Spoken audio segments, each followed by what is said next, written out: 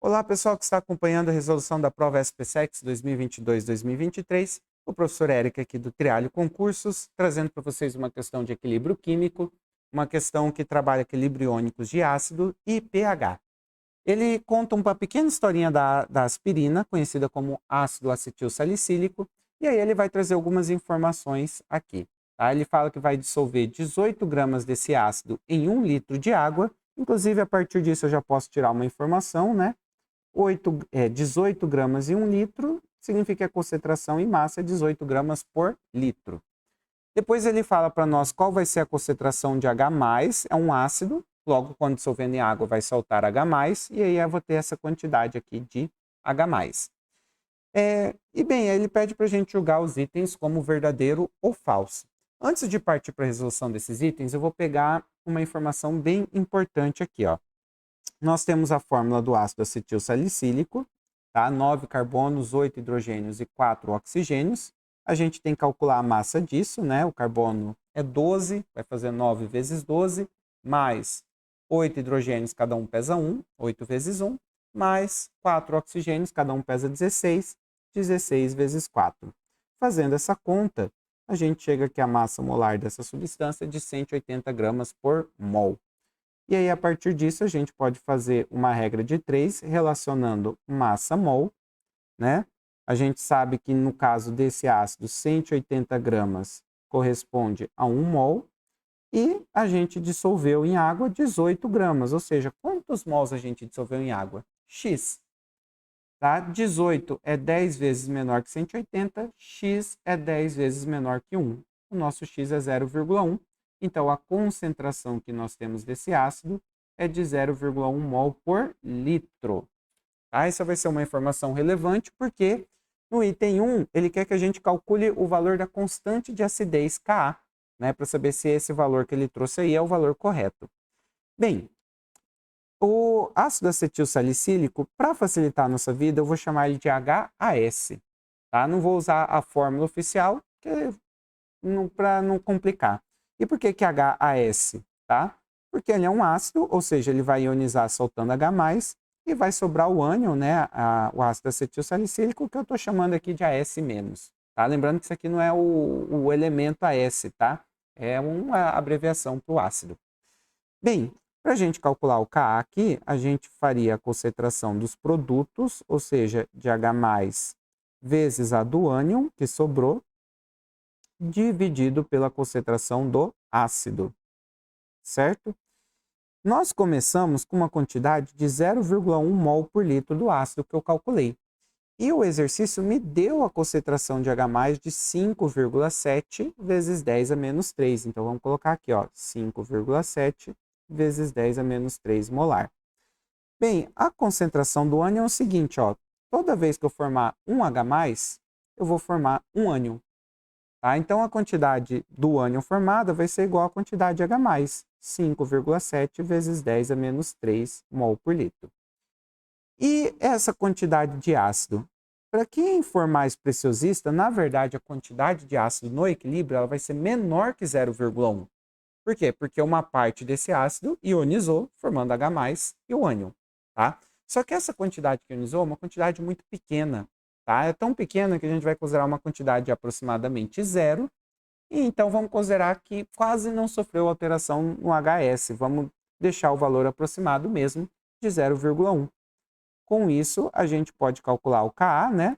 Ficaria 5,7 vezes 10 a menos 3, que é o H+, vezes 5,7 vezes 10 a menos 3, que é o ânion, dividido por 0,1.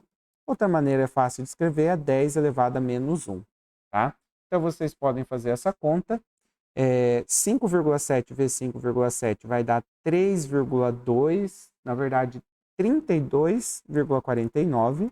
Coloquei a vírgula aqui errado. E aí, 10 a menos 3 com 10 a menos 3 daria 10 a menos 6.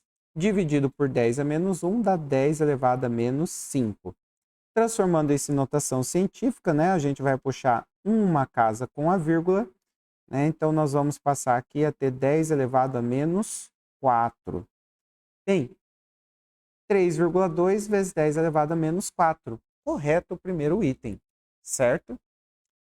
Já o item 2, ele pede para a gente calcular o valor do pH, quer saber se o valor do pH vai ser de aproximadamente 3,76. Bem, então, vamos separar aqui. Vamos lembrar que pH é menos o logaritmo da concentração de H+, e a concentração de H+, ela estava no enunciado, né? Então, é menos o logaritmo de 5,7 vezes 10 elevado a menos 3.